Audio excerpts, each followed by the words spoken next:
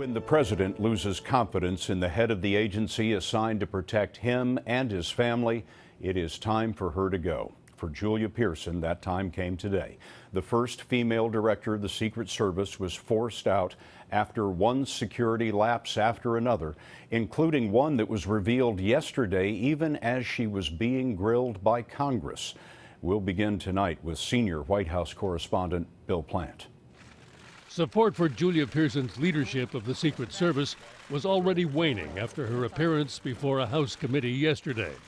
It evaporated with the revelation that agents were unaware that during a visit last month to the CDC in Atlanta, a security contractor who had been previously arrested was allowed on an elevator with the president.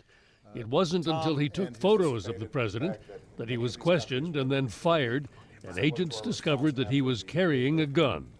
In a meeting this afternoon with Homeland Security Secretary Jay Johnson, Pierson resigned.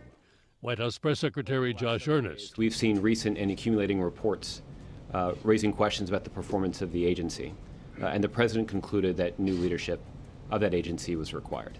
President Obama was not told about the incident at the CDC until just before the news became public yesterday, despite the fact that Pierson met with him last week. That was just the latest in a string of embarrassing security failures.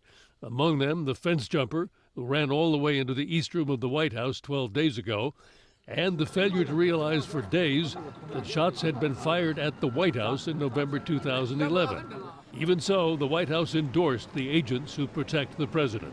It is true that the president and everyone here at the White House does have full confidence in the men and women of the United States Secret Service. Pierson, the first woman to head the Secret Service, took over just 18 months ago after a scandal involving agents and prostitutes on a presidential trip to Colombia.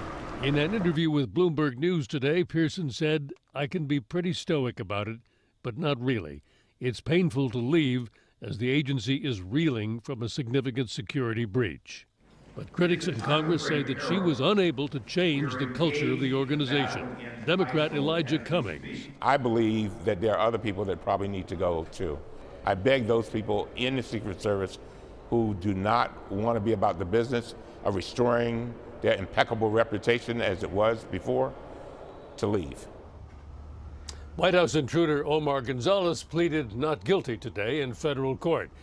And Scott, even though Pierson has resigned, the Department of Homeland Security has still ordered an independent review of the Secret Service, something members of Congress demanded. Bill, thanks.